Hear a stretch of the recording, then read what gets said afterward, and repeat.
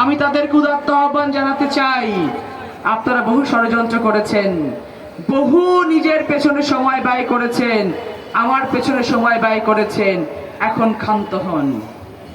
আমরা একটি লালপুর বাগাতি পাড়া গড়তে চাই, যেই লালপুর বাগাতি পাড়াতে আমরা সকলে মিলে ধানের শীষে ভোট দিয়ে ধানের শীষকে জয়যুক্ত করে আমরা আমাদের ভাগ্যের উন্নয়ন ঘটাতে চাই।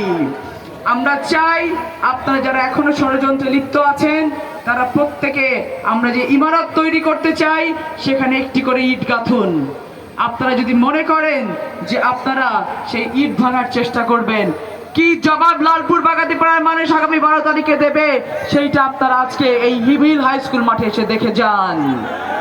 যে সমুদ্র সৃষ্টি হয়েছে জনগণের, মানুষের যে আওয়াজ সৃষ্টি হয়েছে, ধানের শীষের যে আওয়াজ সৃষ্টি হয়েছে, আগামী 12 তারিখে প্রত্যেকটি ভোট কেন্দ্রে কেবলমাত্র ধানের শীষ ছাড়া আর কোনো আওয়াজ থাকবে না, ধানের শীষ ছাড়া কোনো ব্যালটে সিল পড়বে না ইনশাআল্লাহ।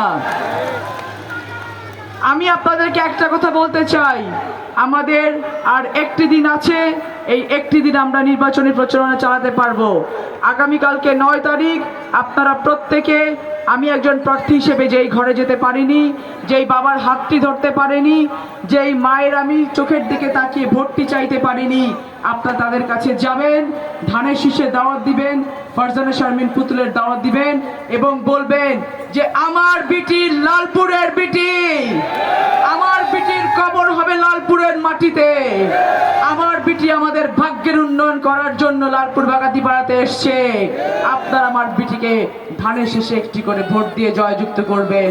আপনারা বলবেন আমার বিটি কেবল লালপুর বাগাতি পাড়ার ভাগ্য উন্নয়নের জন্য আসে নাই, তারেক রহমান তার হাতে ধানের শীষ প্রতীক তুলে দিয়েছে, তিনি যেন পুরো বাংলাদেশে একটি গুণগত পরিবর্তন আনতে পারে। সেই জন্য আমাদেরকে মাথায় রাখতে হবে, আমাদেরকে মনে রাখতে হবে ষড়যন্ত্র এখনো শেষ হয়ে যায়নি। এই বাংলাদেশ যেন উঠে দাঁড়াতে না পারে সেই জন্য ষড়যন্ত্র চলবে নির্বাচনের দিন পর্যন্ত। আমি মা বোনদেরকে বলতে চাই, আমার ভাইদের বলতে চাই, বাবা চাচাদের বলতে চাই, আপনারা প্রত্যেকে অত্যন্ত সতর্ক থাকবেন। আগামীকালকে ঘরে ঘরে গিয়ে ধানের শীষের ভোট চাইবেন এবং 12 তারিখে সকাল সকাল ঘুম থেকে উঠে ফজরের নামাজটা পড়ে আমরা প্রত্যেকে ভোট কেন্দ্রে চলে যাব। 7:30 আমাদের কেন্দ্র খুলে যাবে, ব্যালট বাক্স খুলে যাবে। আমরা 7:30টার মধ্যে যেন আমাদের লাইন পরিপূর্ণ করতে পারি এবং প্রত্যেককে আমি যেন ভোট কেন্দ্রে গিয়ে সবার আগে আমাদের মূল্যবান ভোটটা দিয়ে আসতে পারি, সেই ব্যবস্থা আমরা নিশ্চিত করব।